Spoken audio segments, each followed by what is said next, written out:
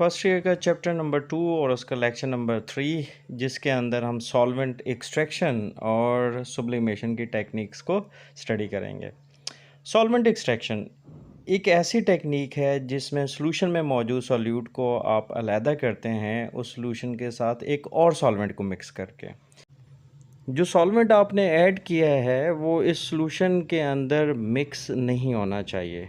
इसका मतलब ये हुआ कि जो सॉल्यूट है वो सॉल्यूशन में से निकल कर उस सॉल्वेंट के अंदर आ जाता है और इस तरीके से आप उसको अलहदा कर लेते हैं।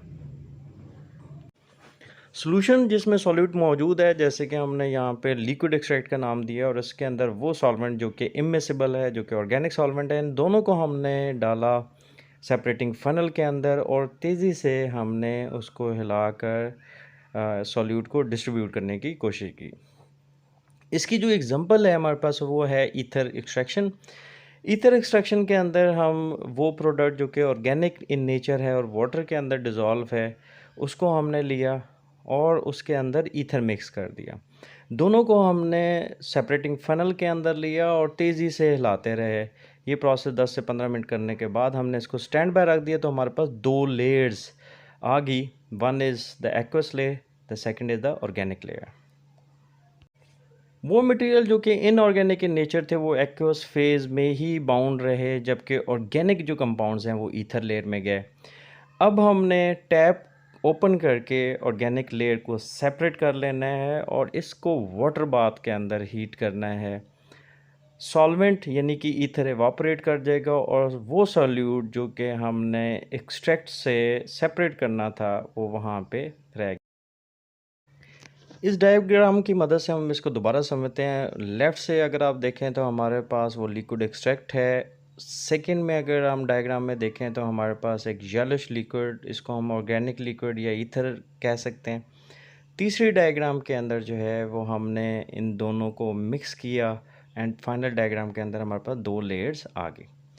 Repeated extraction using small portion of the solvent are more efficient, यानी आप थोड़ी थोड़ी अमाउंट में सॉल्वेंट लें और एक्सट्रैक्शन बार बार करें। ये बहुत बेहतर होगा, एफिशिएंट होगा उसके निस्बत कि आप ज़्यादा सॉल्वेंट लेके एक ही दफ़ा एक्सट्रैक्शन करें। The technique is particularly useful when the product is volatile and thermally unstable. ऐसी अगर आपने सॉल्यूट को अलहदा करना है जो कि वॉलेटाइल इन नेचर होगा या थर्मली अनस्टेबल होगा, उसके लिए ये टेक्निक ज़बरदस्त है। इस टेक्निक के मुताबिक सॉल्यूट की 2 लिक्विड्स के दरमियान जो डिस्ट्रीब्यूशन है वो बेस करती है लॉ ऑफ डिस्ट्रीब्यूशन पे या लॉ ऑफ पार्टीशन पे, जो कि स्टेट ये करता है कि एक सॉल्यूट अपने आप को 2 लिक्विड्स के दरमियान जो कि इमिसिबल है डिस्ट्रीब्यूट करता है in a constant ratio of the concentration irrespective of amount of solute added, यानी एक कांस्टेंट रेशियो में और वो इरिस्पेक्टिव होता है कि आपने कितना सॉल्यूट ऐड किया है। एक्सपेरिमेंटल एविडेंस के तौर पे हम आयोडीन की 2 इमिसिबल सॉल्वेंट के अंदर डिस्ट्रीब्यूशन को देखते हैं। एक है water in presence of potassium iodide, जबकि दूसरा है कार्बन टेट्राक्लोराइड। आयोडीन जो है I2 रिएक्ट करता है आयोडाइड आयन के साथ I नेगेटिव और ये प्रोड्यूस करता है ट्राई आयोडाइड आयन यानी I3 नेगेटिव, और इन दोनों के दरमियान जो है एक रिवर्सिबल रिएक्शन यानी इक्विलिब्रियम एस्टैब्लिश होता है। The following dynamic equilibrium establish, जैसे कि मैंने आपको बताया कि एक इक्विलिब्रियम इस्टेब्लिश हो रहा है I2 प्लस I नेगेटिव और I3 नेगेटिव के दरमियान। I2 प्लस I नेगेटिव, अब I2 जो है यानी आयोडीन जो है वो सॉलेबल है इन कार्बन टेट्राक्लोराइड और I3 नेगेटिव जो है ये सॉलेबल है पानी के अंदर।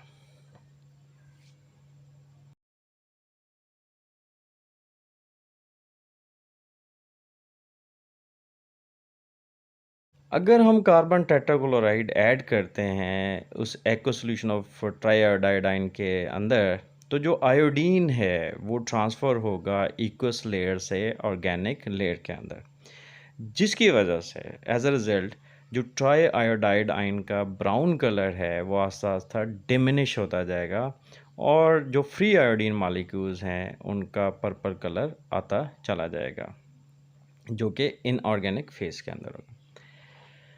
To achieve a good separation, अच्छी तरीके से सेपरेट करने के लिए दोनों लिक्विड्स को अच्छे तरीके से हिलाया जाता है ताकि उन 2 लिक्विड्स के दरमियान जो एरिया ऑफ कांटेक्ट है वो बढ़ जाए और आयोडीन मालिक्यूल्स के ट्रांसफ़र करने के चांसेस भी ज़्यादा हो जाएं।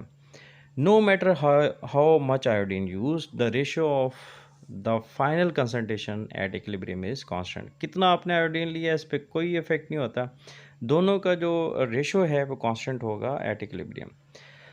This constant is called distribution coefficient and is given by K is equal to I2 जो कि soluble है कार्बन टेट्राक्लोराइड के अंदर and I divided by I3. So the distribution coefficient is the concentration of iodine in one liquid divided by triiodine. अब generally इस topic में आपको solvent extraction की स्टेटमेंट, डिस्ट्रीब्यूशन लॉ और डिस्ट्रीब्यूशन कोएफिशिएंट का पता होना चाहिए। नेक्स्ट टेक्निक हमारे पास है जी सुब्लिमेशन। सुब्लिमेशन एक ऐसा प्रोसेस है जिसमें अगर हम सॉलिड को हीट करें तो वो डायरेक्टली गैस में कन्वर्ट होता है without passing through a liquid state. Normally अगर आप हीट करते हैं तो सॉलिड से लिक्विड, लिक्विड से गैस बनता है, बट यहाँ पर जो है वो सॉलिड से डायरेक्टली गैस बन रही है।